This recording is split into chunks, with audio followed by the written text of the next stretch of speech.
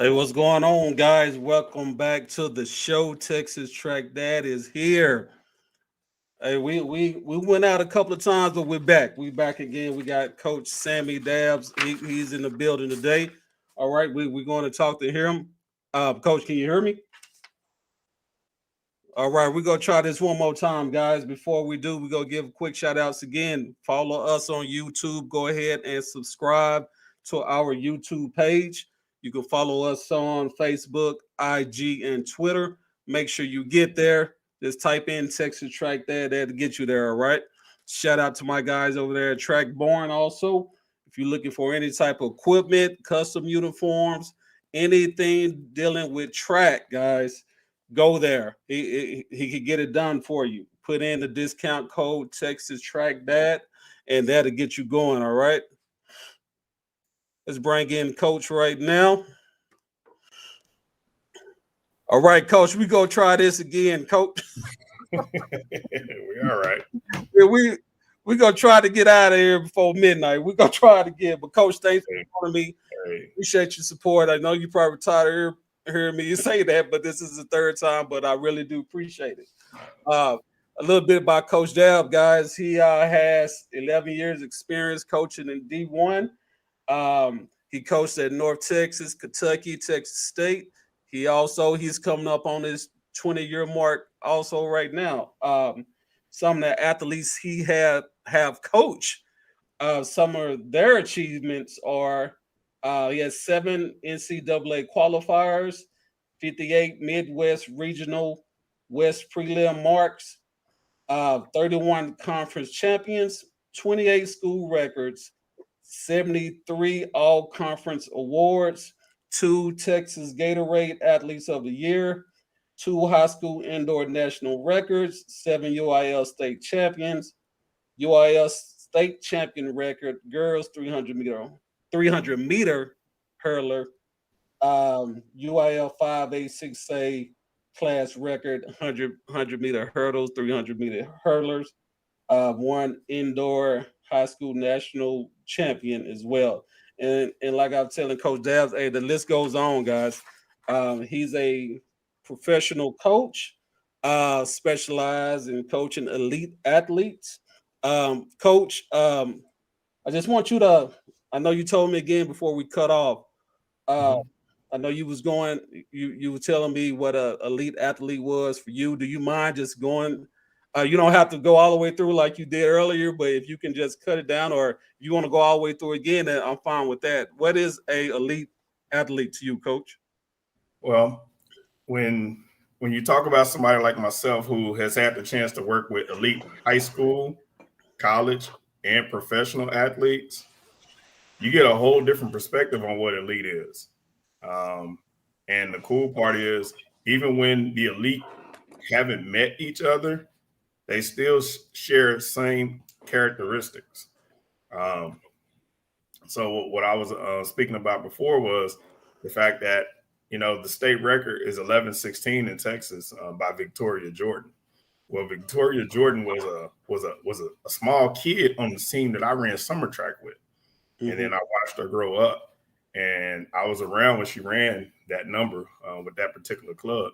And this, for the last 3 years, I've had a chance to be around a Kenandra Davis. And the fact that those two never met, but I saw a lot of similar characteristics in KD that I saw in Victoria. And it's like, that's pretty amazing considering they never met each other. And I've had a chance to be around a lot of male and female athletes. And the characteristics of the elite ones, they have a whole different attitude, their mindset, their focus, their attention to detail, how they are on game day. Those are the things that separate them from everybody else. They believe when nobody else does. And they have this belief in themselves, as well as the people around them who are helping them, that it's just like, if they can just get to the line, they got a shot. They don't ever feel like it's a competition that they don't have a shot to go into it with. And like I said, I've seen that whether it's male, female, high school, college, or pro, those characteristics just seem to just spread themselves all across the board. Yeah. So how often does a elite athlete come around, you think? once every year, one out of 200 maybe, because you have to be a special coach like you to be able to point that athlete out and say, yo, this athlete is different. They're different, they're different.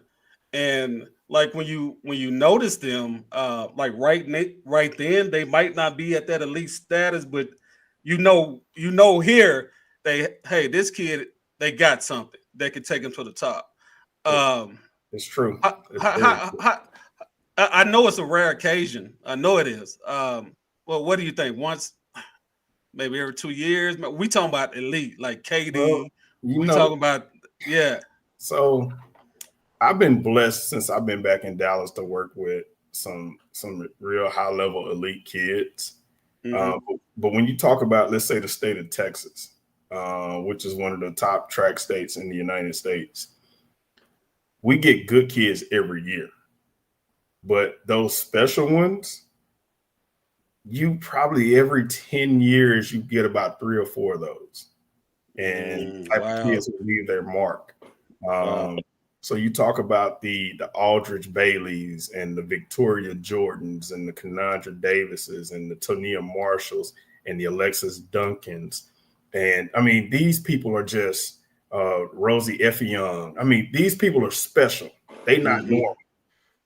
They're not normal by no stretch of the imagination. And anybody who tries to say, well, this, that, and the other, it's like, no, those kids got a special, they got something special that goes along within them. But then also what takes them over the top is if they can get with a coach who understands how to bring that special stuff out of them. And I'll be honest, everybody gets in their feelings in regards to that stuff. But when you got elite high-level cars, a high-level car don't go to Goodyear to get worked on. Yeah, a high-level car got to go to a certain type of mechanic to be able to work on it. And, the people at Goodyear don't get mad because you don't bring your Maserati into their shop. Yeah, because they actually probably more scared and more intimidated to work on it than anything else. So, I said something in one of my clinics a couple of years ago.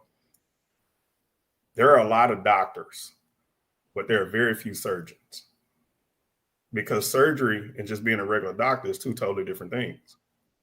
And so a surgeon has to have stable hands. They got to be good under pressure. The precision of how they got to make cuts and stuff like that, those are really specific. And so when you start talking about those elite type kids, they got to be with somebody who can help bring that part out of them. And, not to say that another coach couldn't do it, but sometimes their skill set gets to a point to where they've gotten beyond where that person can help them anymore. And at that point, it's like you got to find somebody else to be able to help, because then all of a sudden you're doing that kid a disservice. Yeah. And Coach, I wrote down all those questions. I'm gonna be on this for a minute. You free to go whatever flow goes. We good. Yeah, because I have a question. Because I seen your video on Instagram when you was talking to KD, and she was talking about how. Now, did her high school coach bring you in to help with her? Is that what I think? That's what I got from the video. That's what took place. Yeah, and I think that's important because a lot of not all. Again, let me put this disclaimer in here. This is my opinion. What I'm about to say, my opinion, okay? This is my opinion. You have high school coaches that don't know how to coach elite athletes. Then when parents reach out to get the training is static between now the trainer who knows how to coach that athlete and the high school coach. You see what I'm saying? So how did you make that work out with what you do and what they were doing over at the school? And why is that important, Coach? I'll before I get into that, I'll go back to about two or 3 years ago. I was up in the Philadelphia area speaking at a high school clinic. Good friend of mine, Rohan Grant, who has a program up in the Philly area called Maverick Track Club. Was up there hanging out with him, and we actually did a deal for Mile Split, Pennsylvania, where we talked about the relationship between the high school coach, private coach, club coach, and Rohan is in a special situation because he's also a high school coach, and at the same time, he has his own private program, so he gets a chance to see it on both sides. And one of the things we talked about was there has to be a mutual respect, first of all, between the two. But then at the same time, there also needs to be professional courtesy. And the professional courtesy is what we don't get in a lot of ways down here. So in regards to Kanandra Davis, her high school coach, after she won, she won state as a freshman. I tell everybody, I said, when Katie was fast when I met her. She won state in the 1 and the 2. And the high school coach he started looking into her future and saying, hey, this girl has a chance to do some great things. I don't want her to be bound just to running at the high school and only getting the exposure on this level. I want her to be able to get the type of exposure that she needs to put herself in a position that's going to better her future. Gotcha.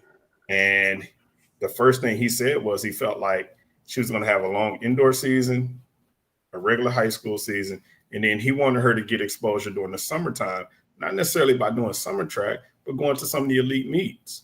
And that's another area of controversy for a lot of people, because I'm a big believer. Once you get to a certain status, summer track is no longer something that you participate in. Summer track is for people who are still developing and who need those opportunities to continue to grow and understand competition. Once you reach a certain point, summer track is no longer necessary for you. You need to be going out trying to make 17 and under teams, 19 and under teams, putting yourself in a position because you're not like everybody else. And you need to see competition that's not like everybody else. And so when we came in that year, my main thing was to help navigate a long season and play it out. And so that summer, at the end of her sophomore year, that year Trimble Tech moved from 5A to 6A. After the state meet was over with, we took some time down. At that time, she was still a participant with her summer track team. And the goal was trying to navigate all three together. And we knew for a fact we had been invited to run at the Brooks PR meet up in Seattle. And she had been invited to run at the Prefontaine meet, which was 2 weeks later. So I told Coach, I said, we don't need to run any races in state. And that kind of scared him because he was like, man, Coach, like she just ran a full indoor. She just ran a full outdoor season. She just ran at state. She ran 6A. She ran at the hardest region that you could run. I mean, she ran 23-3 and got third and got the wild card to state. I mean, the region was that hot. So we went to the Brooks PR meet. She ran 11:36, 11:38, got second, but it was a lifetime best. Then she came back 2 weeks later and she ran 11:43 and she won the Prefontaine meet at the Nike meet. And then at that point, it's like her summer was over. Well, what happened the next year? COVID hit. Yeah. And so had we not taken those opportunities and did things the way we did, we wouldn't have had a chance to showcase her talents and her abilities because there were no US 19 and under teams to make. So what she did as a sophomore running at those elite meets, she handled her business. And to be totally honest, she didn't have to do much. Just all she had to do this past year was just show fitness. We had some goals and some things we wanted to get done. But to be totally honest, once she got hurt, it was like, you know what, let's just focus on doing the best we can with what we got. And let's push, these goals are great goals, but at the end of the day, let's just make sure she's healthy. Gotcha. And so we managed that for the past 3 years. Yeah, and like I was saying, Coach, I think that's a big deal, because time after time I see, because I watch these kids run summer track, and when they go to high school, it's kind of like their performance go down, I don't know all the reason for that, but Yeah. I do think training, if you have elite status, I think the coaches should go with it. That's what I think. It's a catch-22, and I'm not going to put Yeah. I'll be honest, I'm not going to put all the blame on the high school coaches, because since I've been back, I've had a chance to meet and a lot of high school coaches, not only in the state of Texas but around the United States, and a lot of them are very passionate about what they do. Oh yeah. The thing is, sometimes they're just not equipped. Yeah. And at the same time, sometimes they get a kid in that's different. And to be honest, that actually even happens sometime at the college level. Wow. You got some kids coming out of high school running numbers that are not normal to what incoming freshmen used to run. And those kids don't fit into quote unquote certain programs, or into the program that coach has set up, because sometimes those kids are coming in running numbers that coach may have projected that they would run their freshman year, and all of a sudden their senior year they ran past those numbers. Mm-hmm. And I've seen kids coming into college who are actually the fastest kid coming into that program that coach has ever had to coach. So that coach didn't recognize it and just thought, okay, well, just come into my program and do what you've been doing.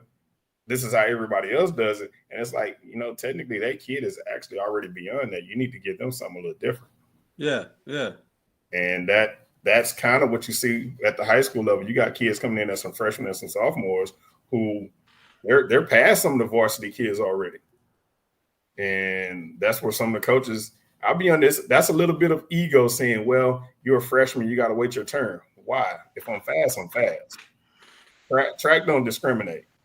Yeah. I can understand if I'm a football player and I'm a freshman and I may not be physically developed enough to play the varsity level. Track, we don't got that. If you fast, you fast. Yeah, and like you say, the classes 2020, 2024, 2025, 2023, the training is so much better now. These kids are, I just seen the 8th graders running legit like 11-8, So let me ask you this. So just say you're a high school coach, you get a freshman in, run 11-8 in 100. I'm talking about a legit 11-8 in 100.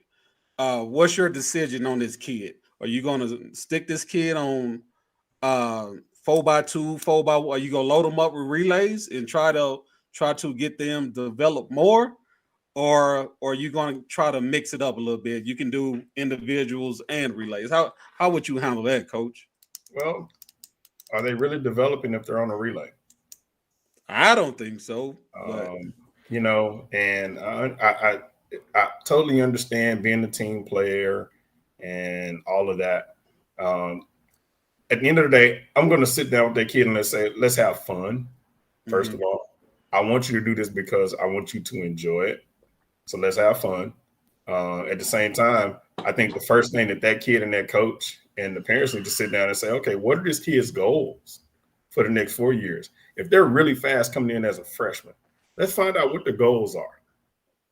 And based on that, let's have a conversation and see, okay, can my goals as a coach for the team and your goals as an individual, can we find somewhere to meet in the middle and line up? Mm-hmm. And a lot of times that conversation never takes place. So would I be in a hurry to stick that kid on a relay? I will let them run relays throughout the year, but I'm also going to allow them to be able to run in individual races, because up until this point, they've only run against kids at their own age when they've been running youth track and field. Yeah. First time that when you line up and say, okay, this kid's on varsity, now you can be a 14-year-old freshman running against an 18-year-old senior. And that's a different type of race. So I do want them to get that experience. That's what made Kanadra kind of special, because she was similar to Victoria Jordan. Victoria Jordan won state as a freshman in the 1 and the 2, just like Kanadra Davis did.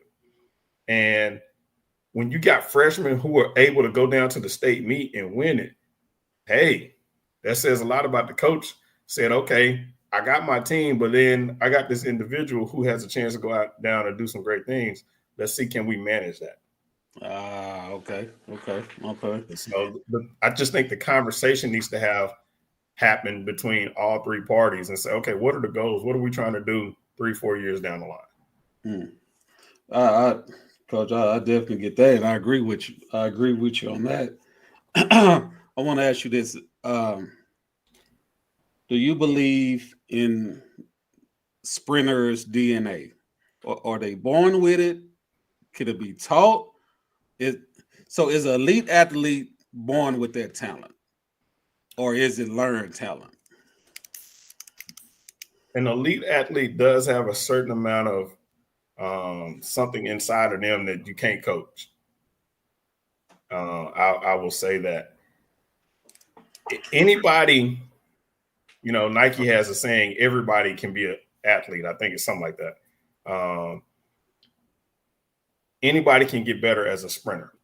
Mm-hmm.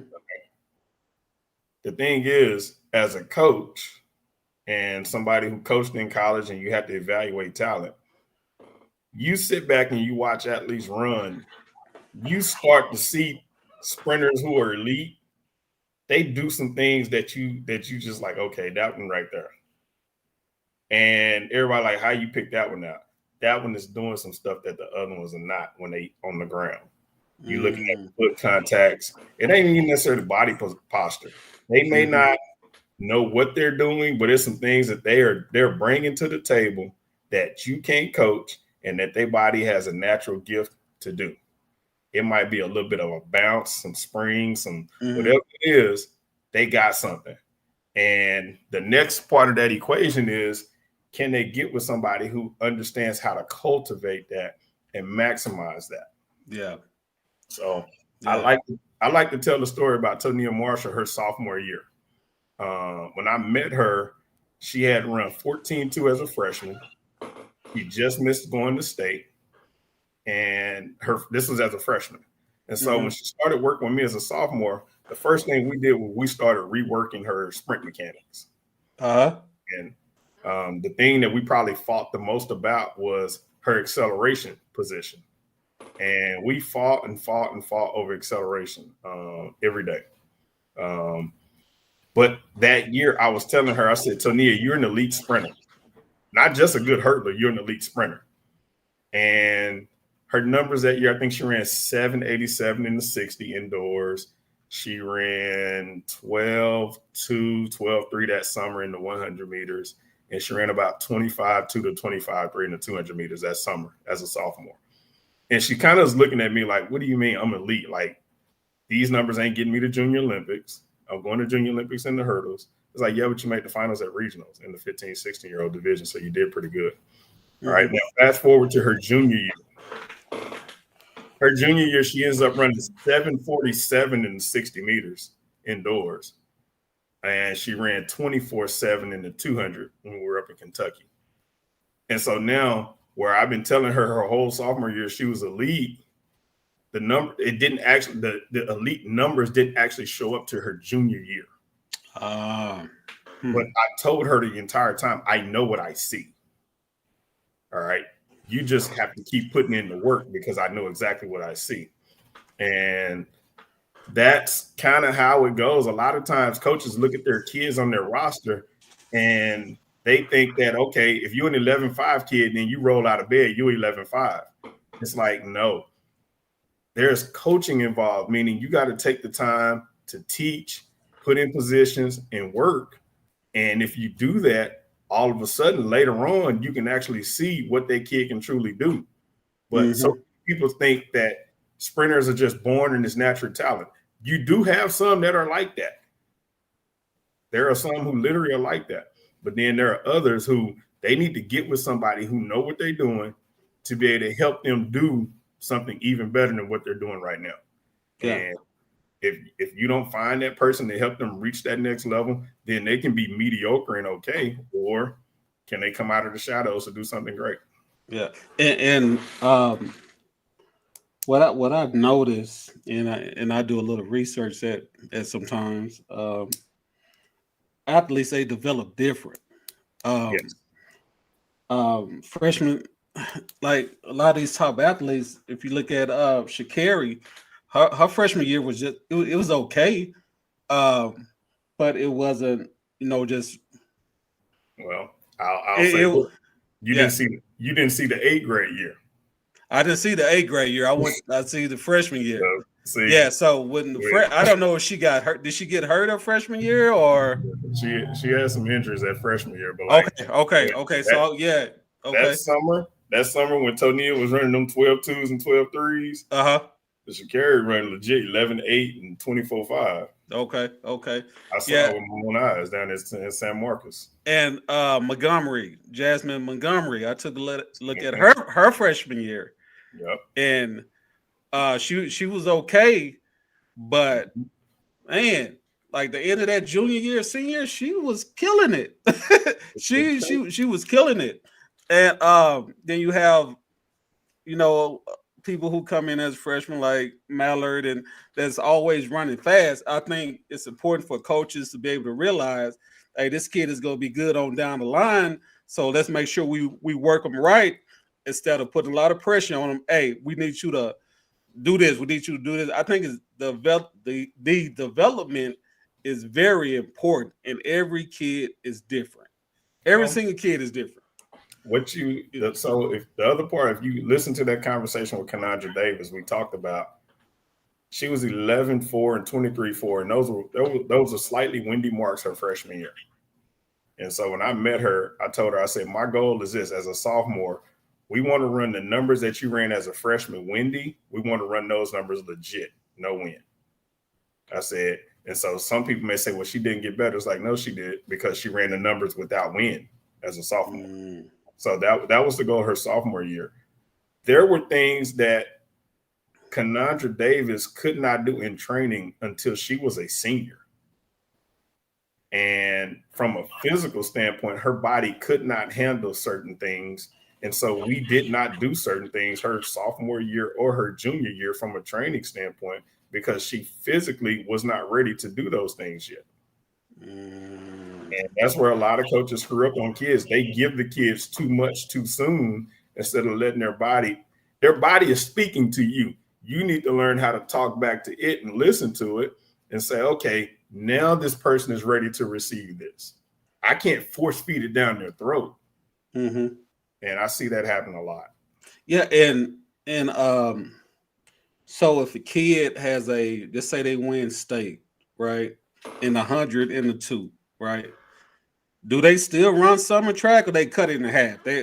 So summer track, you got what about 5-6 practice meets before association, and then you have regionals and you have JOs. So you have this elite athlete that really killed it during high school season.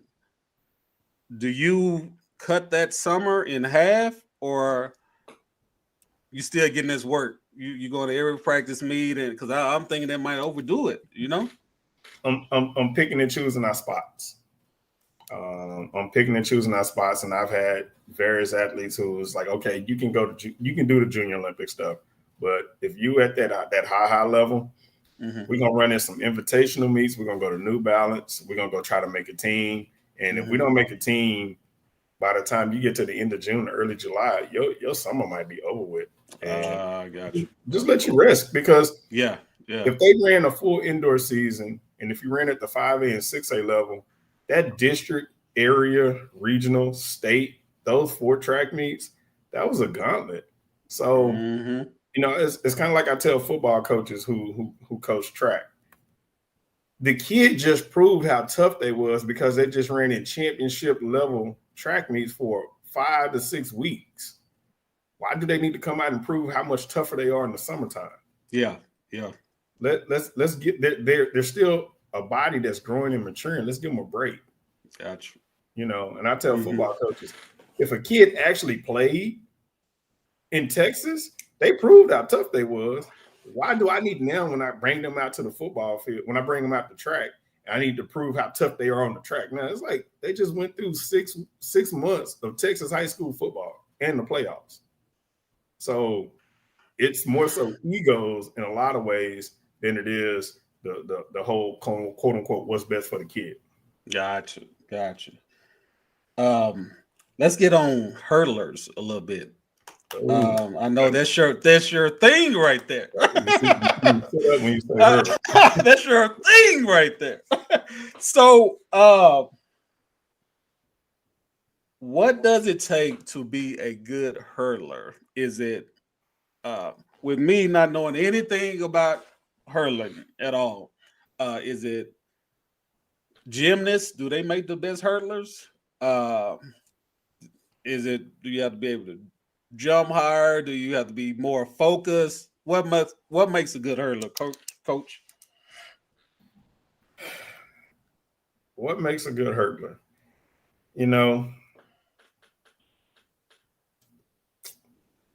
It's so many different factors that go into it, because you have short hurdles and you have long hurdles. And then, you have the rare breed of people who can actually do well at both. The thing about hurdlers is you got to be fearless. They need to be fast, which is a lot of times. You go look back in the day, if you weren't fast enough to be on the 4x1, hey, you go over there and mess with them hurdles. Yeah. And it's like that was the worst thing, because you need speed to be able to run the hurdles legitly. They need to be aggressive, but they also need to be smart. Yeah. They need to be competitive. And the last two, coachable, and I like to say crafty. Hurdlers are used to being by themselves, because a lot of times, especially at the high school level, they don't get much coaching. And a lot of times you will see high school kids doing the best they can to try to figure it out. But hurdlers are different, because it's usually what it is, they take ownership. One of my club coach worked with me growing up. He's now a boys coach at Skyline, Coach Rayford Ross. He was like, man, hurdles is a skill. He said everybody need to have a skill. And he said that was just kind of how he approached it. He said hurdles is a skill. And you find those characteristics. I think it's so cool when I'm at like the Olympic trials at the US Championships, and I get a chance to look around. And this year was even more special, because I'm warming up for the Olympic trial final, and I got Sydney McLaughlin right here.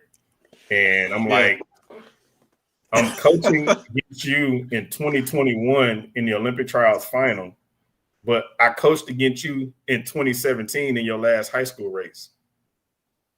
Yeah. I'm watching Grant Holloway and Tonia Marshall both broke high school national records on the same day in high school. And now in 2021, they're both trying out for the Olympic team. Wow. I'm looking at Anna Cockrell, who I've been coaching against Anna Cockrell since 2014 or sooner than that. And, she makes the Olympic team this year. I've seen these people grow up. And there are certain characteristics that you watch from a competitiveness, from a fearlessness standpoint, that ability just going out there and just, a lot more people would know about Anna Cockrell if it wasn't for Sydney McLaughlin back in high school. Because believe it or not, people forget Anna Cockrell ran 55 seconds and made the semifinals of the 400 hurdles in 2016 at the Olympic trials. But a lot of people don't know that. They don't, again. So that type of stuff. So those characteristics for a hurdler, man, it's that fearlessness, that competitiveness. They all want it. I think one of the most fearless competitors we've seen in Texas is Alexis Duncan. She was short, but man, she didn't let, her size, that didn't bother you. I think she was a 4 or 5 time state champion, 100 and 300 hurdles. And Alexa's going to line up and run against anybody on any day. If you beat her today, you're going to have to come back and bring it to beat her again tomorrow. Yeah. And hurdlers just got that. They're not afraid to compete against each other. You'll get 5 hurdlers and they're going to line up 5 days a week, and you might get 5 different winners. Yeah. Because they're just that competitive. Yeah, that hurdling is something, Coach. How how do you prepare them for the fall? Because is it safe to say every hurler they gonna fall at least one time in their career? Do you is that is that Well, safe to say? What do you tell them? what our hurdle coaches like to say is, you're not a hurdler until you fall. So funny this year. So after the Olympic trials, Aldrich Bailey, who we converted to a 400 hurdler, goes over to Europe, and he's running the Diamond League circuit against. He's running the Diamond League circuit against Christian Warholm, and that's his first Diamond League race. He excited. He's in Monaco, and he's like, "Man, coach, it's nice out here." And I go to, I think me and Coach Harrison, his name Cal, we went to a restaurant to go eat lunch after workout, and we watching the race on TV. And Bailey's looking good, and my man get the hurdle 8, and that foot caught that hurdle, and that was it. So he goes down in a Diamond League meet on TV. And so probably about 15. I mean, AJ would not waste time. 10, 15 minutes later, my phone rang. He like, "Man, coach." I was like, "Hey, you a hurdler now, dude. You finally So he took his first fall on national TV in a Diamond League race. That was pretty cool. But, other ones, I mean, for a first-year hurdler, I don't think he ever fell in practice. So to have that first fall happen like that is crazy. But, yeah, I've seen it. I got video of Tamia falling her freshman year when she was home for Christmas working with Milan Young. It's just part of it, man. It's part of it. Yeah, I guess it's one of them things where, like, hey, go ahead and lick your wounds. We got to get back at it. If you're not serious, we got to, hey, come on. But that's the key. Get back at it. They get back up. If they don't get back up, like as a coach, you just waiting to see. Yeah. Like, are you waiting for me to come over here and help you up? Yeah. Are you looking around, or are you going to get up yourself?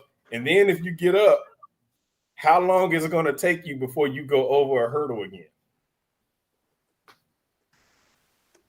And I'm telling you, like, so Tania Marshall, one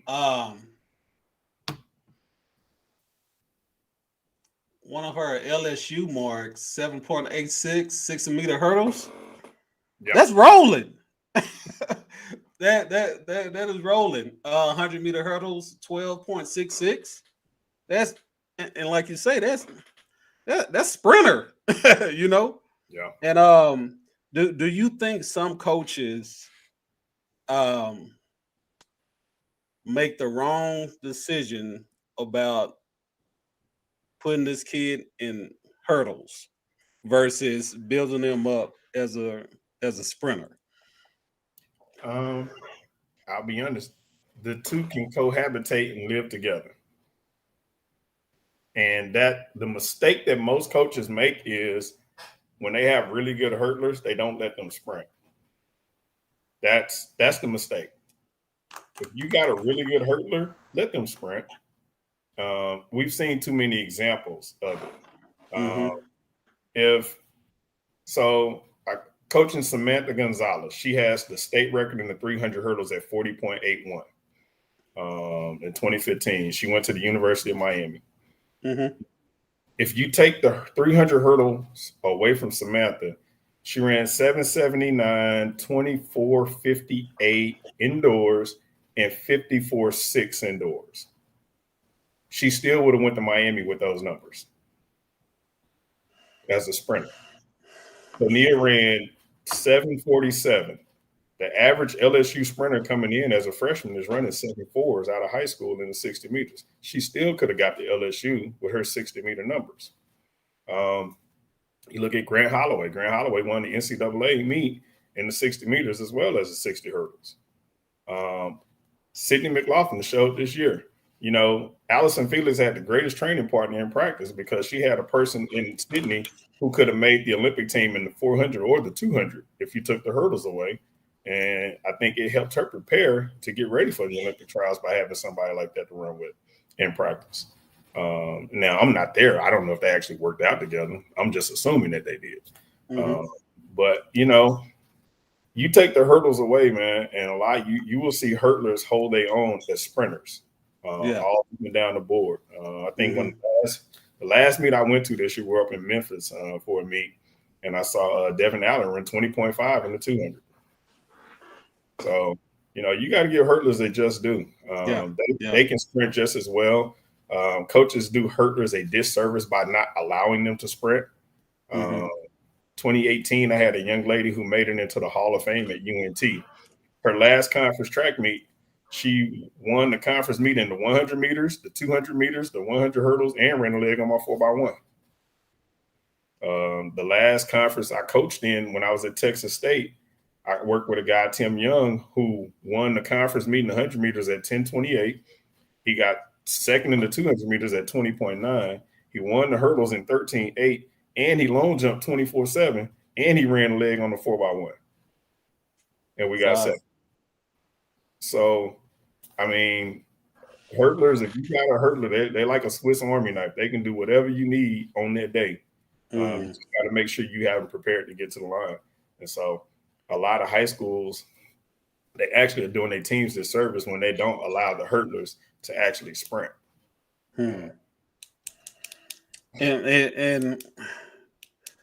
And why is that? Is the hurlers, you think they just put them in their own category? Hey, that's all y'all gonna do is they put that label on them. Hey, you're a hurler. That's what you go do. No matter what. In a lot of ways, it's ignorance. And I'm not calling the coaches ignorant. They just don't know. They do not realize that if this athlete can run these things over the hurdles, that they can go that fast without them. Which is one of my big arguments now when I'm doing my clinics and stuff like that. I'm letting coaches know it's like, hey, these hurdlers need to sprint. If you don't allow these hurdlers to sprint, then they're not going to get better, first of all, in the hurdles. But then two, you need to be able to give them some additional options when they get to college. His last SEC meet, she scored in the 60 dash and the 60 hurdles. And you need to have that ability. As a hurdler, it's great to have that one event, but you need to have something else. She was a great first leg on LSU's 4x1 the last two complete seasons. And so you go out there and you look at, a lot of those hurdlers you see who are in the finals at the NCAA meet, you'll find them on the 4x1. And based on which conference they in, you'll see them out there doing other stuff. I think the young lady from Baylor this past year who won the indoor national meet, Nugent, I think she ran like 11-1, if I'm not mistaken, this past year. And that was as a freshman. And so as she understands how to convert that speed, her and her coach understand how to convert that speed over the hurdles. I mean, it wouldn't be shocking at all to see her get into the 1250 to 1240s in the next year or so. Man. So let me ask you this. Have this ever been done? I think I looked it up a while back. And I believe a female athlete did this, or a male. I can't remember. It was a while back. But can a person be a hurdler and a sprinter on the same elite level, like professional? Just say they go to Olympic trials. Just say they run 100 meter dash and 100 meter hurlers. Have you ever seen an athlete be able to do both? You have athletes who have the ability to do both. But when you get to the professional level, look at it from this standpoint. Most people have one job that they do for a living, that they go and they get a paycheck and they pay their bills.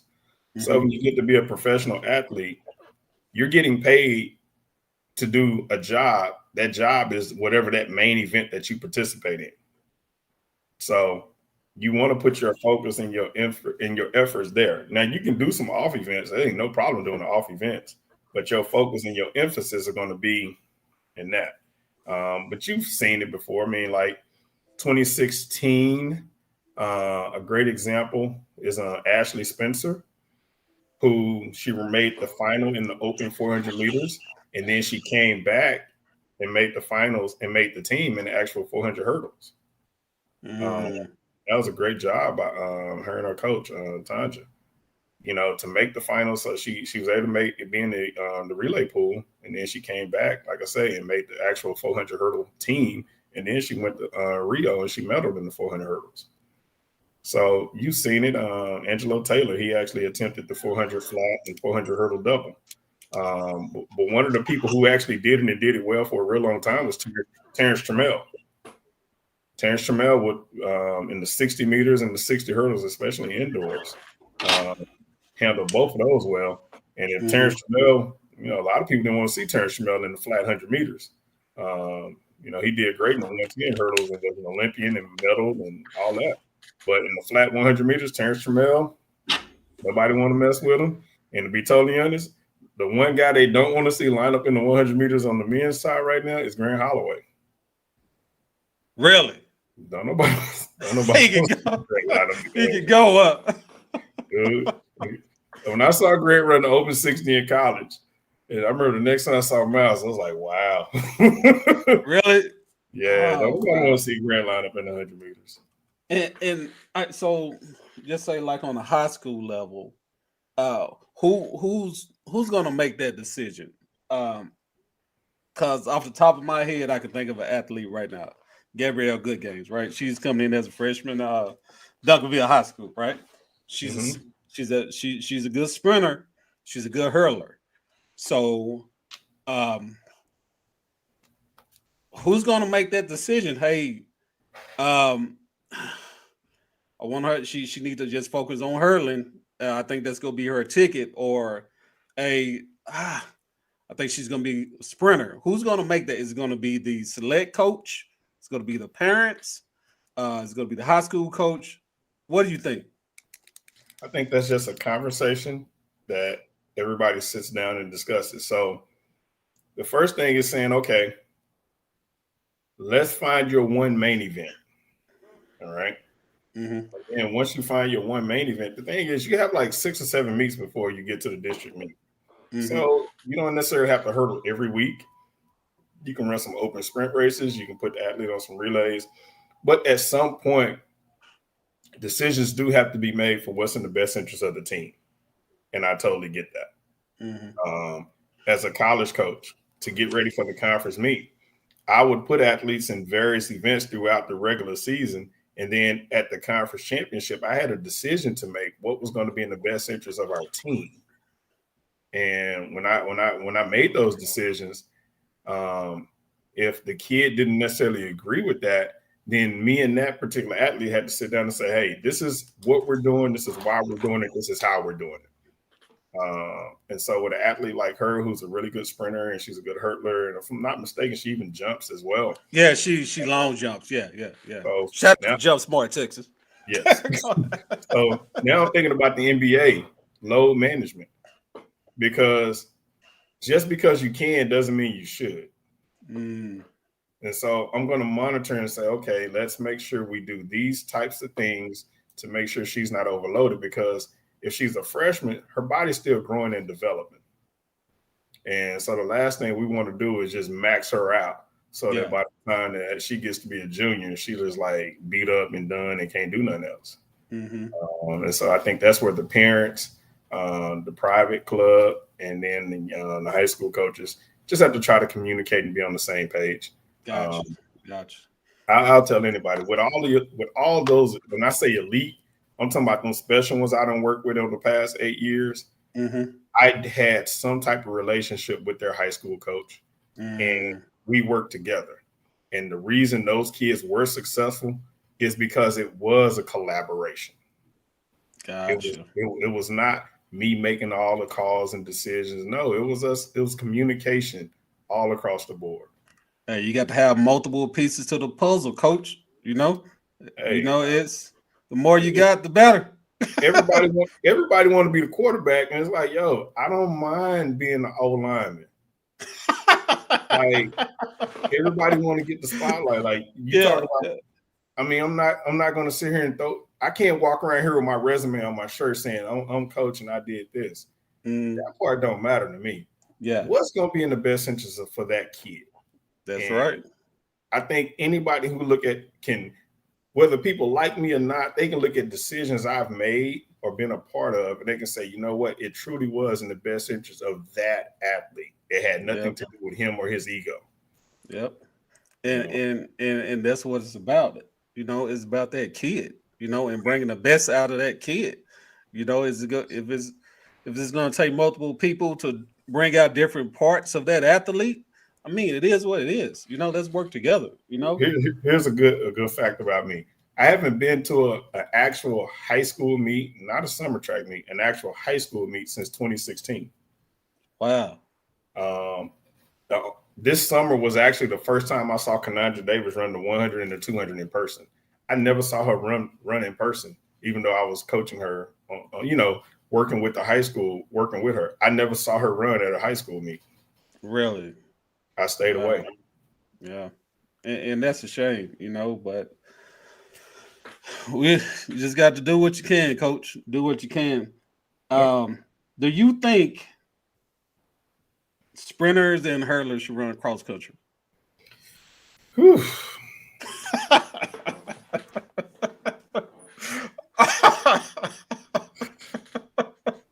And so I know that's a rough one right there. You know what?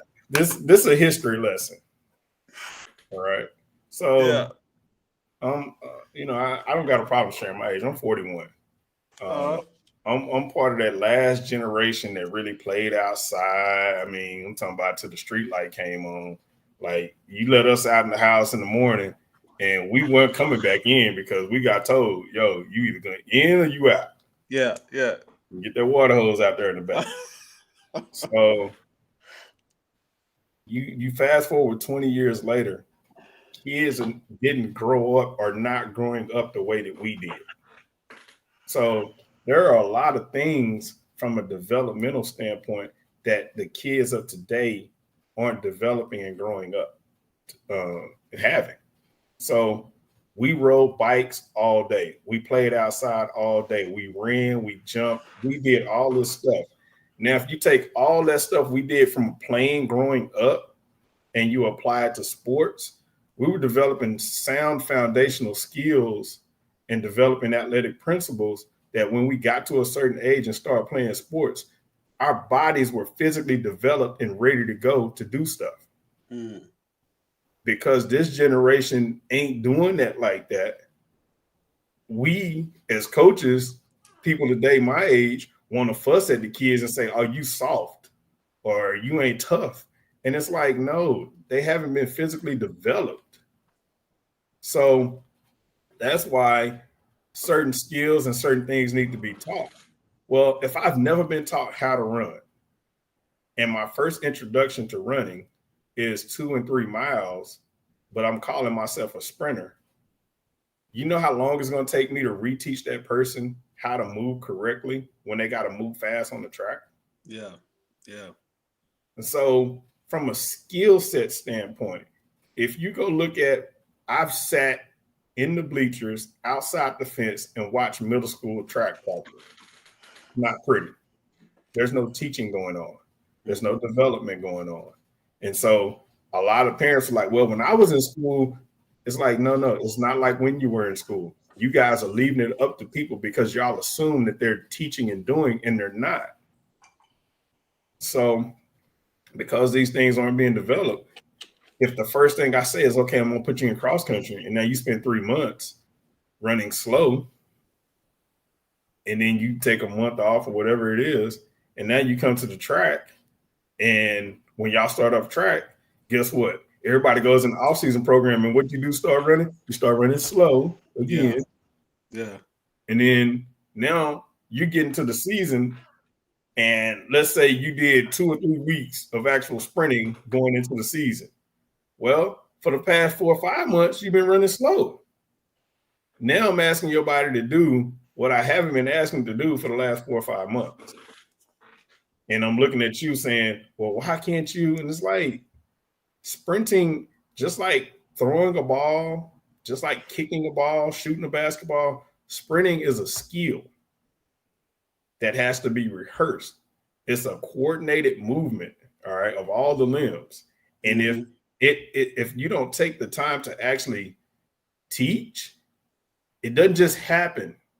You know, even those kids who got that talent and roll out of bed fast, they got some technical flaws that are just horrible that need to be fixed.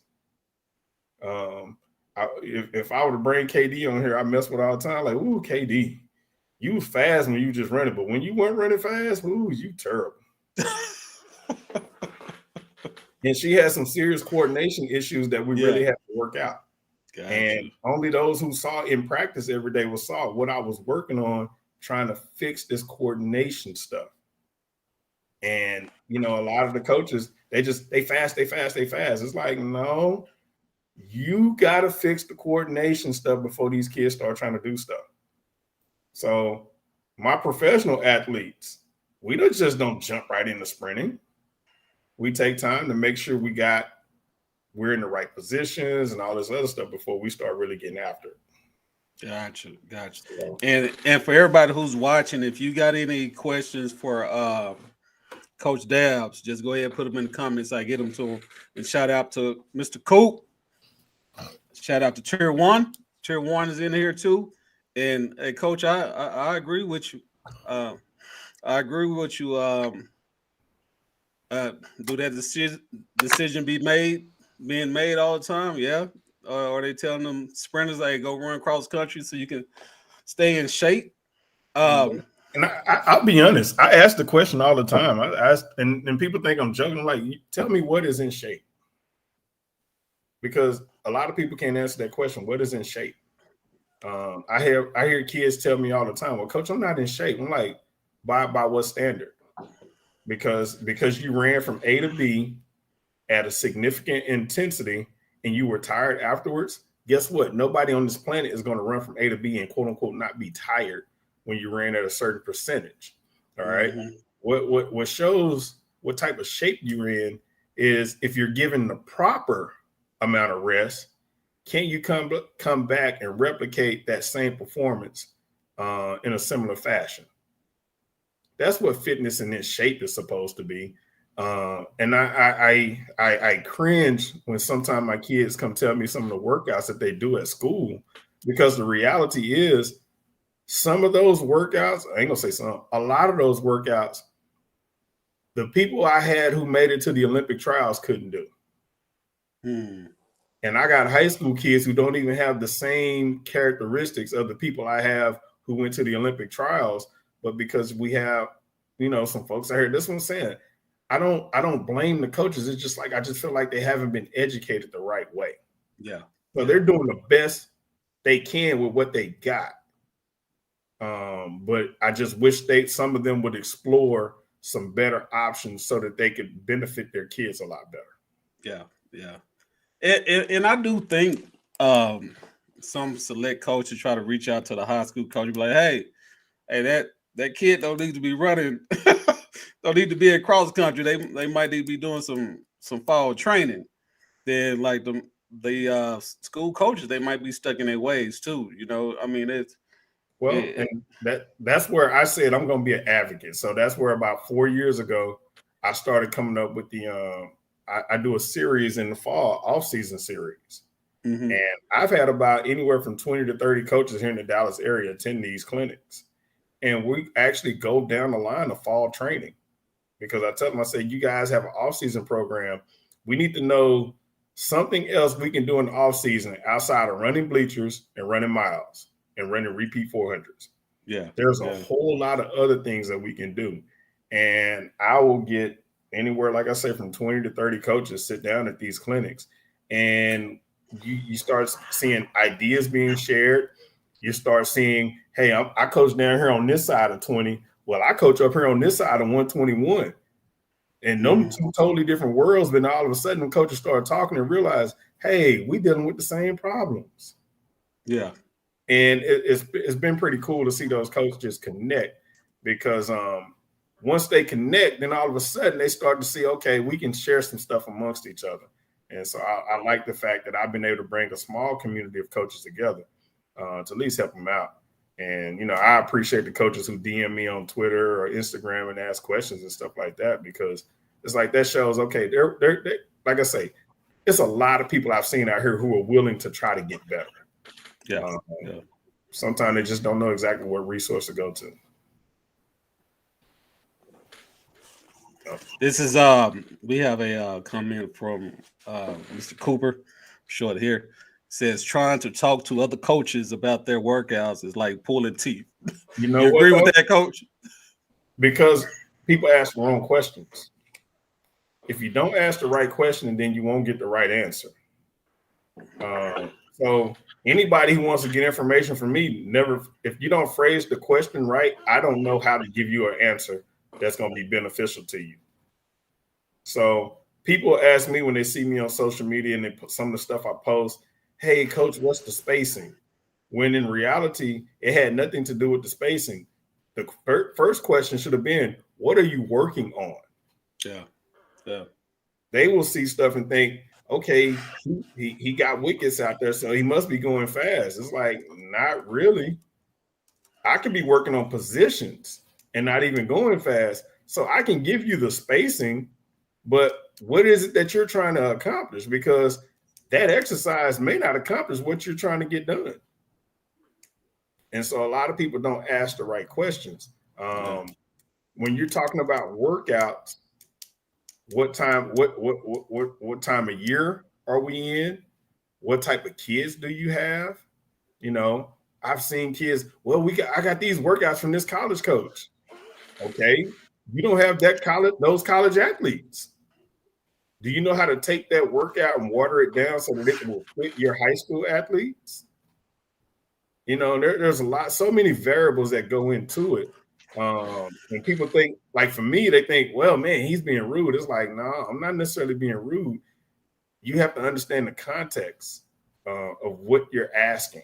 I think too, Coach, like especially the select coaches, when they try to reach out to those high school coaches, I just think sometimes they be on some, hey, you had this athlete in the summer. It's my time now, so I'm gonna do what I'm gonna stick to my plan, and when it's summertime, you can get this athlete back. Yeah. I think sometimes they don't want to hear it, Coach. I think sometimes they don't want to hear it.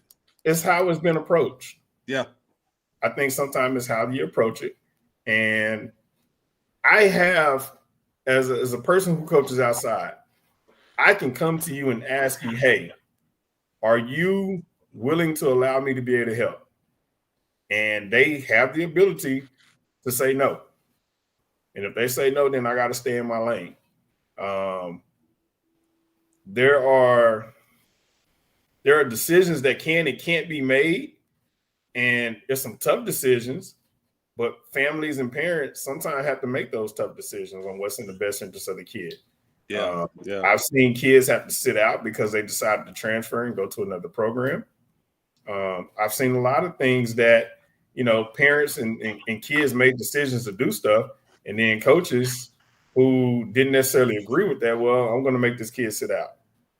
And it's like, I don't necessarily agree with that because now you're showing, but, those are situations, and they're really individual situations. Yeah. I agree.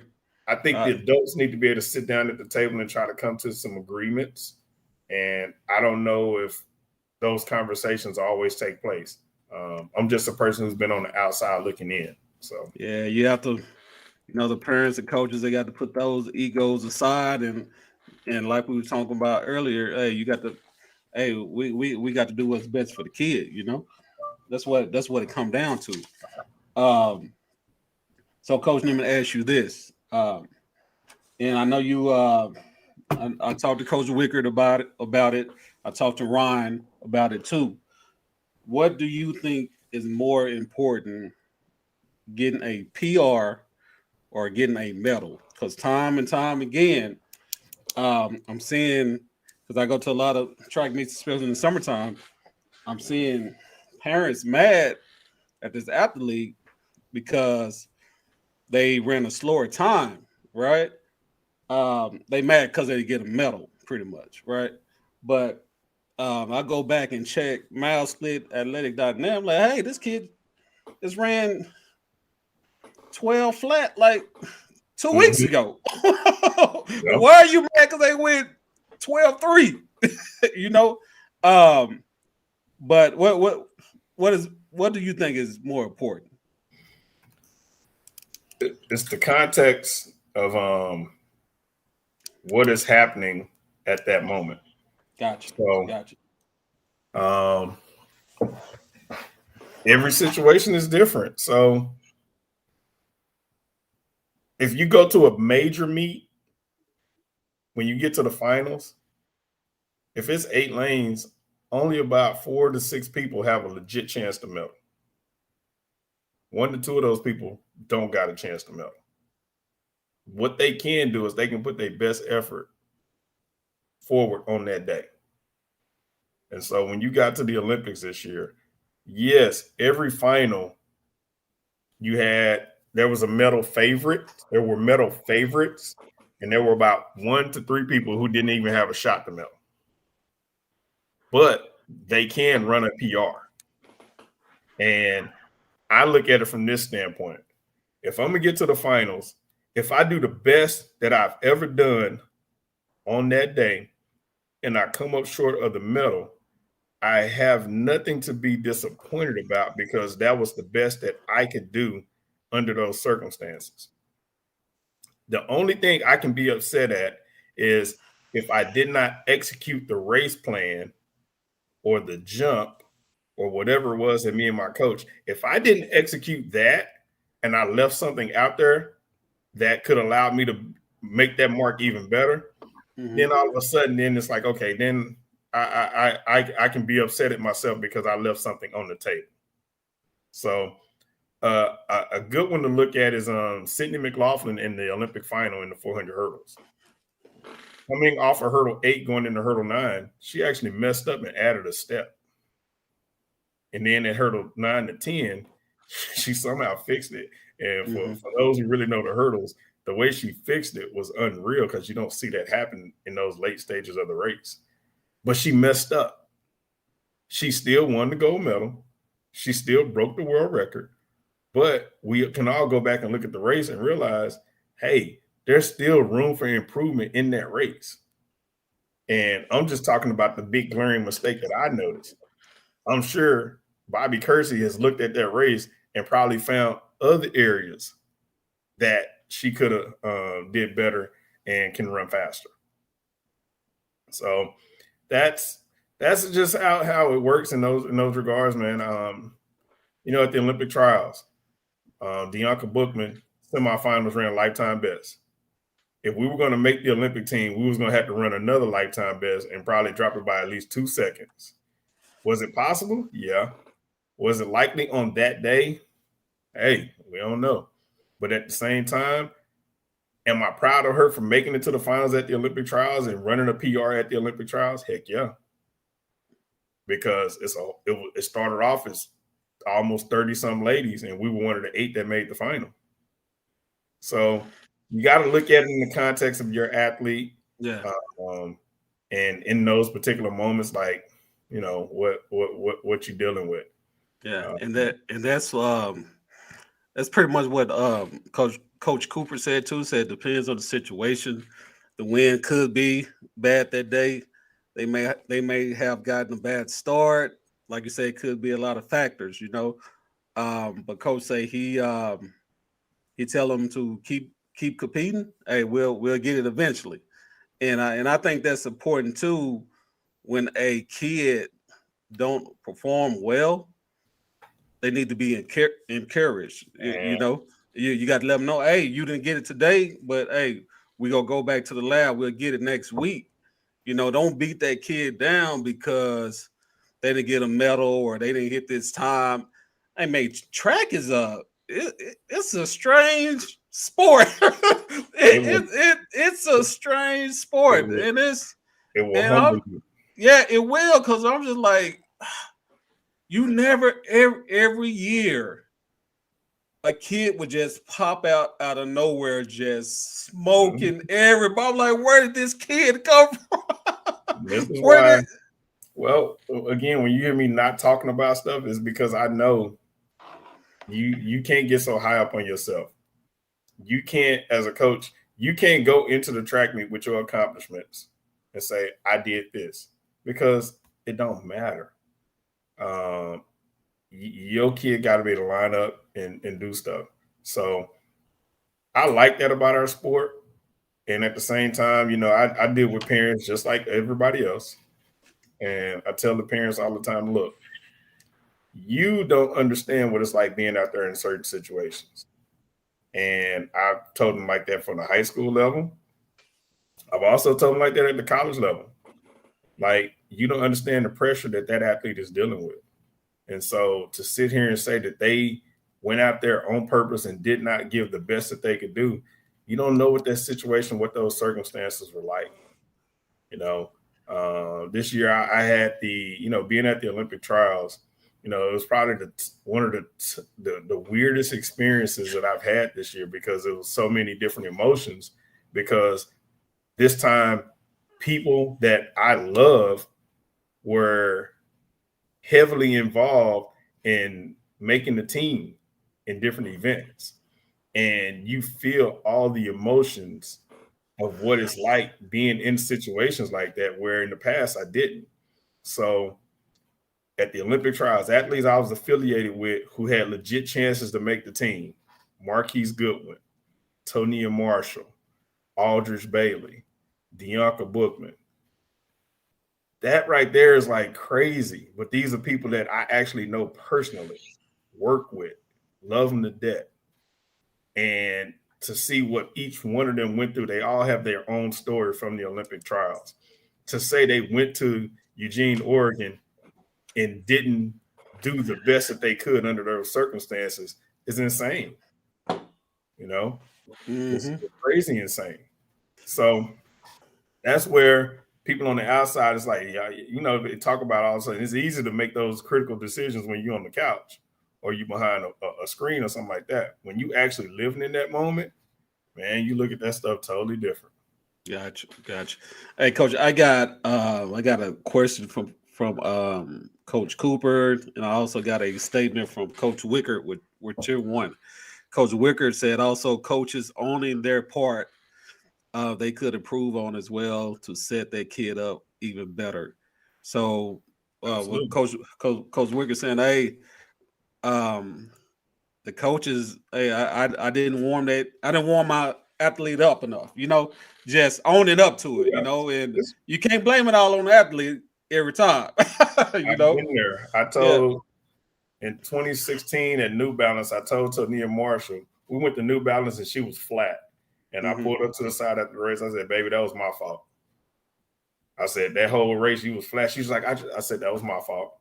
I said, I didn't come off the load soon enough. I said, your legs are still heavy. I said, but I promise you, when we get to California and at the 19 and under trials, you're going to be fine. 19 under trials prelims, she ran 13:07. And at New Balance, she ran 13:30 and got fit.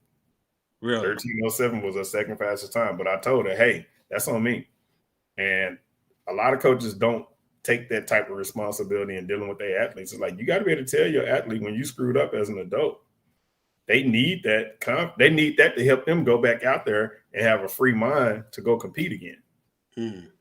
So no, it's definitely needed at all levels. Gotcha. What does it say? Ask Coach Dabbs. When a kid goes out, gets a huge PR every week. Attempt to help them maintain and avoid the pressure put on them by family, fans, teammates. Your first thing I tell that kid to do is get the hell off social media.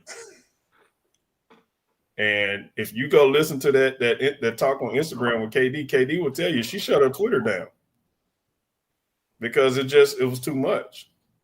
People trying to get at her. So once you PR, the coach needs to sit down with the athlete and the family and be like, look, once you start getting to a real high level, you're not going to PR every time you go out and run. I mean, the reality is this. Usain Bolt ran 9:58 one time. He wasn't going to run 9:5 every time he stepped on the track after that. He only ran it one time.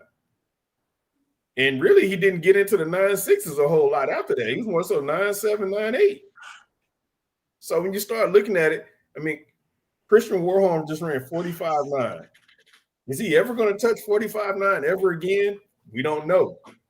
But that's going to be real hard to replicate that situation and those circumstances again for him to do that.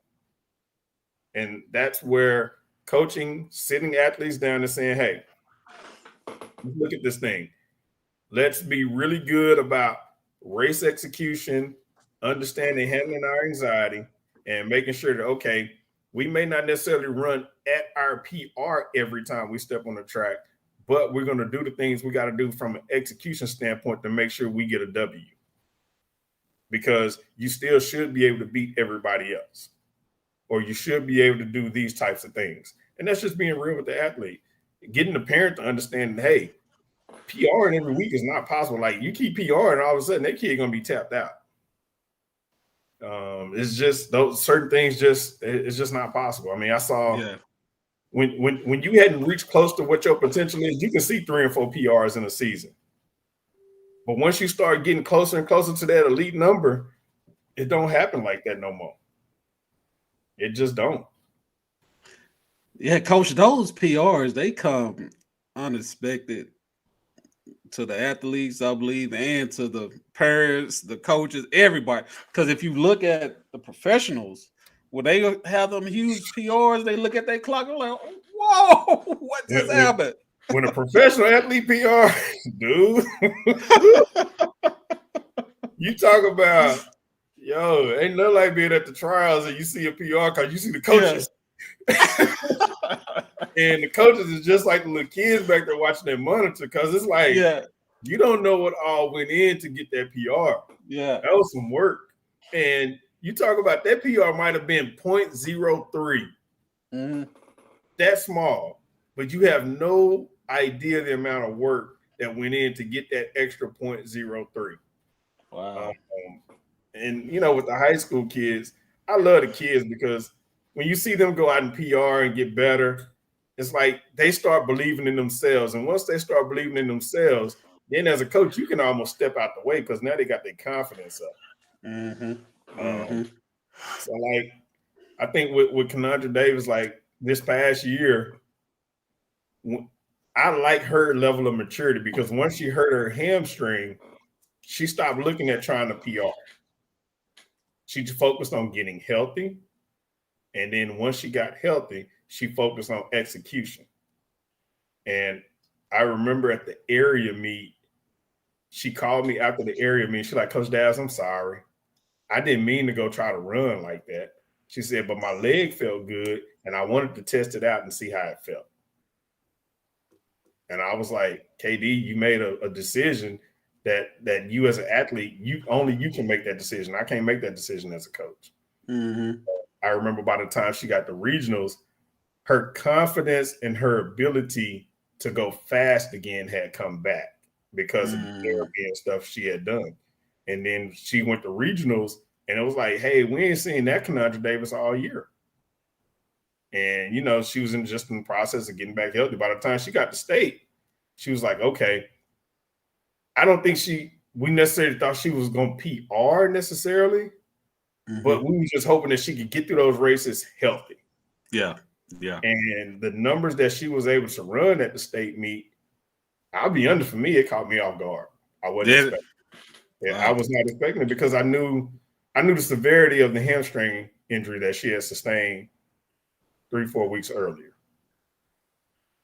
So yeah, Coach Wickard, he also said focus on being better than your average and becoming more consistent. You know, so pretty much getting every track meet, try to get a little bit better. Since we're on PR, let me ask you this right now: if an athlete, let's stick with high school right now on this. If an athlete PR at their meet, what's the recovery after that PR? Do you run them again the next week, or do we recover the next weekend and we'll pick it back up the week after that? It depends on how big the PR is. It really does depend on how big the PR. If you drop like a big PR, let's say if it's a 100-meter person Mm-hmm. and they drop 2/10 off a PR, Mm-hmm. yeah, you might need to sit them down and watch a little bit, and you need to ask questions. You got to ask certain questions because when they hit certain levels, you be shocked at what they actually go through. And I think a lot of coaches don't pay that attention. Recovery is the most important piece, especially with the kids. And everybody think, well, they kids, they got energy. It's like, no, their nervous system can get jacked up and wrecked just like an adult's. Wow. And in 2015, Tonia ran 13:27 to win Texas Relays, came off the track and was in the 100 final. And she was just like, I feel jittery. And I was like, what you mean? She's like, I feel like, and she couldn't describe it. And then she ran the 100. She ran the 100 off adrenaline. Well, when she came back from Texas Relays, and people will hear this and think, Sammy, you whatever. It took her about 2 weeks to recover from those races. Mm. The only reason she got through the district meet is because she was just that much better than everybody else. But it took her body really almost 2 weeks to recover from the races at Texas Relays that year. Wow. And when we went to New Balance her senior year, when she ran the prelim and ran 8:16, I was like, how you feeling? She was like, I'm good.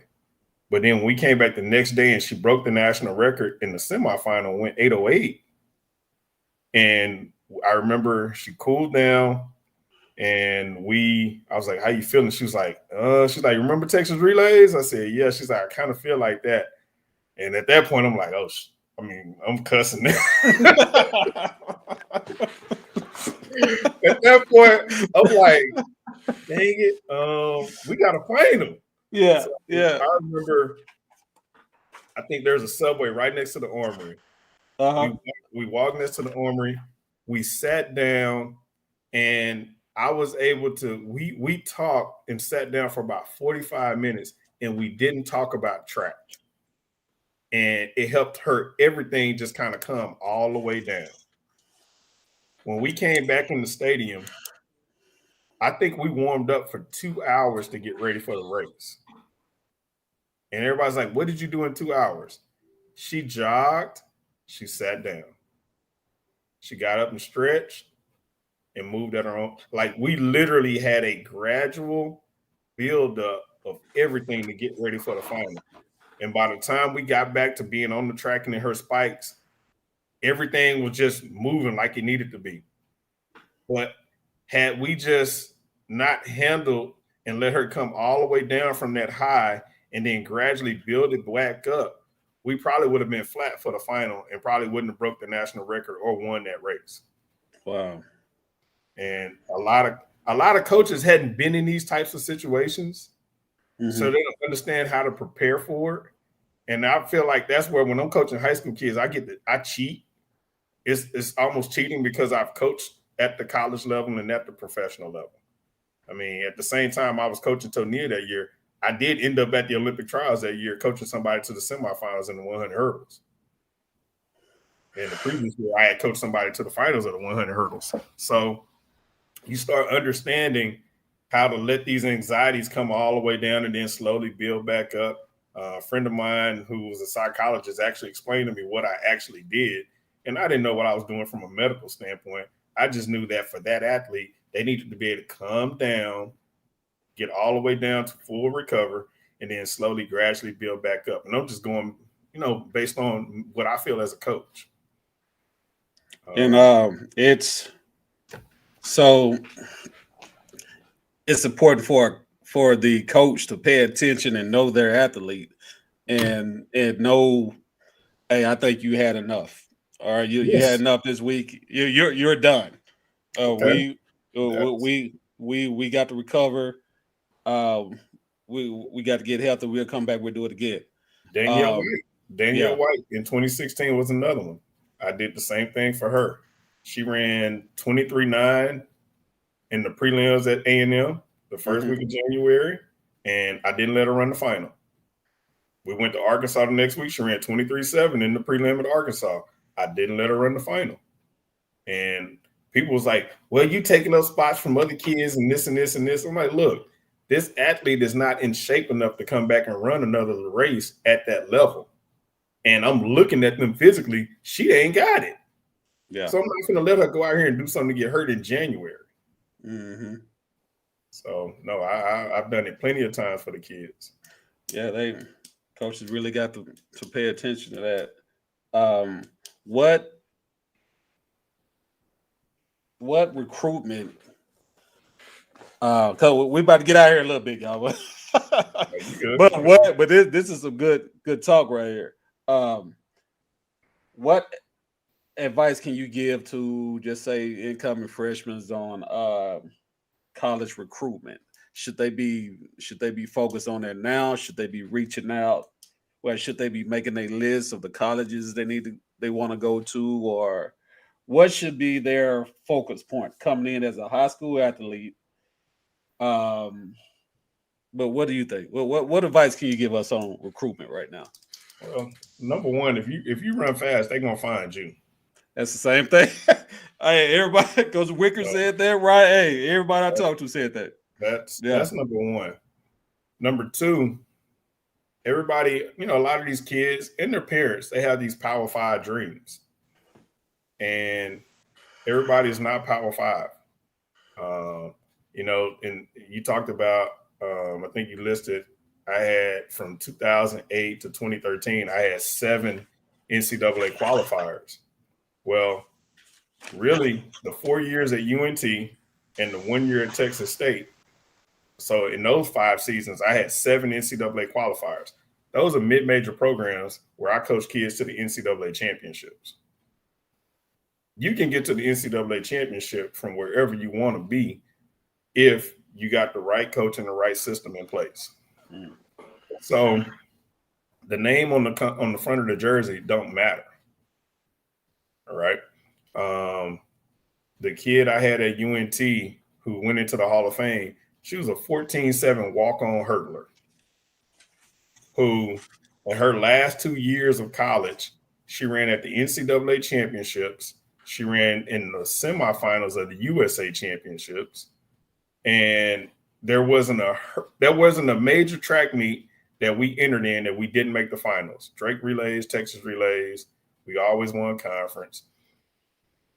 So when you talk about the whole recruiting process, it's finding a program that's going to fit you. And parents who say, well, I want my baby to get this full scholarship. Do you want the pressure that comes along with that full scholarship? I made a lot of recruiting mistakes as a college coach and brought kids in on too much money and saw that those kids struggled under the pressure of that money.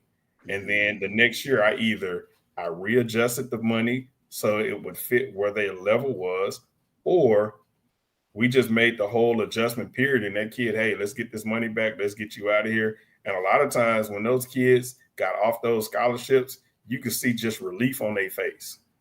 Wow. I had a girl who was on a full scholarship out of the Dallas area 1 year who flunked out of college on purpose. And she flunked out of college on purpose because she didn't even like track. She was just good at it. Her parents forced her to run track. And I asked her, I say, what makes you happy? And she said, Coach, I don't know. And she walked away from her scholarship. She flunked out of school. That young lady is 31 years old today. And every time I see her, she is happy. So I don't even know if she graduated college. But at the end of the day, she's happy with life and who she is right now. Yeah. So a lot of times these college dreams, or I'm not going to say the parents living through the kid, we just got to understand what comes along with that. Everybody's not ready for the scrutiny of an A&M or Oregon or LSU that goes along when you get a big scholarship and you go to those schools. People think they are. It's a lot of pressure. The expectation to not only score points at the SEC championships, but then get to the NCAA meet and put up points. And if you don't, to have a grown person looking in your face and say you failed. We talk about mental health. It's a whole, that's let's get into a whole nother story. But there's a lot of college kids running around here with mental health issues. Yeah. Because the coach was like, look, you didn't hold up your end of the bargain. And if you don't, then we can get you in the portal and I can get somebody else in here who can. The biggest thing high school kids have to deal with right now is the fact that a college can go get a kid who has collegiate experience versus coming to get one fresh out of high school because of the transfer portal. So the best thing a kid can do, in my opinion, right now is be the best you can. Give yourself options as far as having multiple options. And I always tell my parents this. Let's come up with our dream list of schools we want to attend. And let's come up with some schools that, hey, if we come up a little bit short, that might fit us a little bit better where we don't have as much pressure. And as you start improving and stuff like that, for me, I recognize the kids who can and can't handle what happens at the Power Five. I probably in 8 years, I know I've been able to help almost 50 to 60 plus kids go to college. Maybe 25% of those are at the Power Five type programs. That's it. 25%. The rest of them, they're at mid-major type programs. They're not running track after college, and most of them are being productive citizens in society. So that's what I'd rather focus on right there. Yeah. That's interesting. You said that about the stress D1 schools like Texas, LSU, the A&Ms, USC's. Kids don't think about that. They don't think about that. Well, the kids don't think about it, but the parents don't. See, you finna tell me, okay, yes, I want the full scholarship. My kid ain't taking nothing but only a full. Okay, so your kid finna go halfway across the country. They've never done these things by themselves ever, and it's so many new things, and you telling me that your kid gonna handle all this new stuff and then gonna perform at a high level. Yeah, I don't. It ain't what you think. Yeah. It is not what you think, because your kid can show up and the race model is a whole different race model when you start getting into those types of stuff. Yeah. And the kids got to adjust. And everybody sees, man, that kid didn't look good at that school. I'm not going to blame the kid. I'm not going to blame the coach, because I know there's too many other factors that's involved that could be the reason why that kid ain't running as fast as everybody think they may not be performing. But everybody want to go and have their opinion real fast. Well, that kid didn't do this, or that coach didn't do this. And it's like, let's take a step back. So Nia Marshall was at LSU 3 years before she PR'd in the indoor 60 hurdles. Wow. But she was an All-American. She was an All-American in the 60 hurdles before she even PR'd.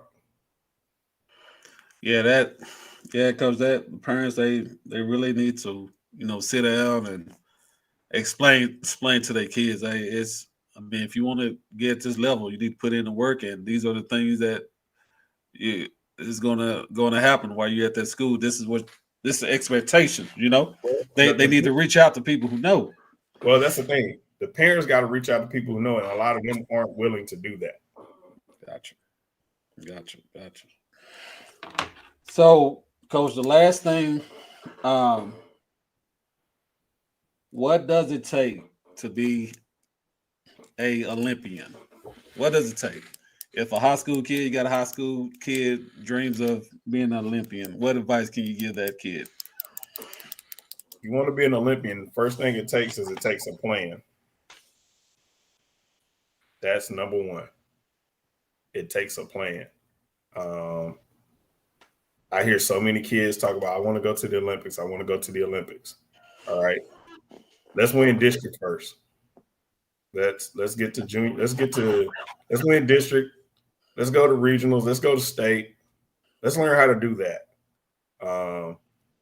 Let's go go try to make a U.S. team, 17 and under, 19 and under. Let's get to college. Let's get to the NCAA championships individually, not on the relay. Let's get to the USA championships individually. Mm-hmm. Let's understand how to do all those things first. And then when you start talking about, okay, I want to be an Olympian, understand that less than 1% of the people walking around on this planet have competed at the Olympic Games. The task that you're embarking on is not an easy one. And it's so easy to say, I want to go to the Olympics. I just coached an athlete who in 2016, when she was a senior in college, did not make it to the NCAA championships. 5 years later, she ran and made it to the semifinals at the Olympic Games. That was a plan that was put in place, a 4-year plan that started in 2016 after she finished school to set her up to go to the Olympic Games. And we had goals and things that we had to accomplish each year to stay on track to put ourselves in a position to get to the Olympic Games. So when they came out with the qualifications and say, hey, this is what it takes to get to the Olympics, me as a coach had to come up and say, okay, what's going to be the best route? What's my plan A? What's my plan B? We came up short on plan A and we got into the Olympics on plan B. But at every time she was worried, she would look at me and she would see me not worried, because it's like my plan B, I've been working on it the whole time. So it takes that, I go on social media and everybody posts their kid running at a track meet, doing well or doing in practice. And then somebody comment under, oh, that baby going to be at the Olympics. Stop it. Stop putting pressure on the kids like that. And people say, oh, it don't mean like, it's like, no, you don't understand. And I've seen kids come to college. Well, they say, I got to go to the Olympics. It's like, no, baby, no, you don't. Just get this education and do the best you can on the track. Because, again, less than 1% of the people walking around here make it to the Olympics. I'm blessed and fortunate that I was able to actually coach somebody to the actual Olympic Games. And you talk about, this was my second Olympic trials that I've been at. It's not the easiest thing to do. I've been around, in my 20 years of coaching, I've been around at least that I personally coach only about maybe 5 or 6 people who I knew for a fact had the talent and the ability to actually get to an Olympics in 20 years. And by working with high school athletes now, I get a chance to see those type of people who have it. And it's like, just because you have the talent and ability, you still got to have the mindset and the want to. It's a lot. Yeah, yeah. And I know I was talking to Coach Wickert, and he was saying a lot of those professional athletes are, they work full-time jobs, Oh, dude, my group, yeah, we train and we're done about 11:30, 12 o'clock. I got athletes who literally, hey, coach, I'm finna shower at your place and then go to work. And they will work from 3 to 10, 3 to 11. They do that and literally got to take off time and stuff like that when we go traveling and go to competitions and stuff. When you're not affiliated with a university or a shoe company like I am, and you're an independent person, and you got athletes who finish up with college who don't have a shoe contract and all this other stuff, you get to see. People don't understand just what all it took for me to coach these people to get to the finals at the Olympic trials to try to make an Olympic team. And that, for me, is satisfying to an extent, because it's like I help these young people continue, because everybody in my group, they grew up and ran track right here in Dallas. They went to high school in the DFW area. They ran in the association. They local kids who came back home, and I'm being able to help. It's just cool, the fact that I coached some of them in high school and now they can come back to me. Yeah. But it's a lot, man. It truly is a lot. I love the high school athletes that I get a chance to work with, but then at the same time, I like when I'm out here seeing like it's so many coaches who are doing it the right way. Yeah. We got a lot of quality kids here in the Dallas area. And, I'm fortunate to work with the ones I work with. Some people like, oh, I don't want to work with everybody's kid. I just want to help the ones out that I can. Mm-hmm. And if I can be a resource to help other kids, I've helped kids go to college who wasn't in my program. I done picked up the phone and called coaches for kids who wasn't in my program just because I thought that kid might be a good fit for that coach. So I will continue to try to be a resource to help out programs here in the DFW area because we call ourselves a community, but that's what the community is supposed to do. We're supposed to pick up each other back when something happens. Yeah, I definitely agree. It's the phrase for today is everybody. Hey, you got to work together. You got to do what's best for the kids. You got to let them know the good and the bad that come with track and field, not just the good. Yeah. And I think that happens a lot of times. Because it's a lot of pressure being put on these kids. But Coach, I want to say it's been a great show. I appreciate you having me on. It's been a great show. After the third try of getting it started, we finally figured it out. But I would like to get you on here, on that line too, because you're full of knowledge. You've been there. You know what it takes, and I want to help get that word out, to the parents, because some of them don't know, Coach. Some of them don't know. They don't know. No, and it's put like this. I'm doing the community a disservice if I don't share. I mean, again, I'm from the Dallas area. I tell people, I say, hey, I went to Pinkston High School. I'm from right here in DFW. I went to UNT to run track in college. I mean, so I grew up in and around here. The stuff I know about the sport from the local Dallas area is just, I was an okay athlete who was around some really good ones. And I've been fortunate to have good coaches who invested in me. And it's like, I got to get that back. That's what's up, Coach. And to all the coaches who's watching this, hey, y'all keep doing a good job getting those athletes' lives. Talk to the parents. Hey, I know them parents, they can be headaches sometimes. I coached Little League football back in the day, but track is it's on the whole level too. So I know how it is. I know how it is, and I definitely appreciate all the coaches, trainers. I appreciate what y'all do because y'all do take a part in that athlete's life. They look up to y'all, and I'm telling you, it's appreciated. And that's coming from a parent with athlete. Coach Cooper said, Coach Dabbs, hey, awesome job.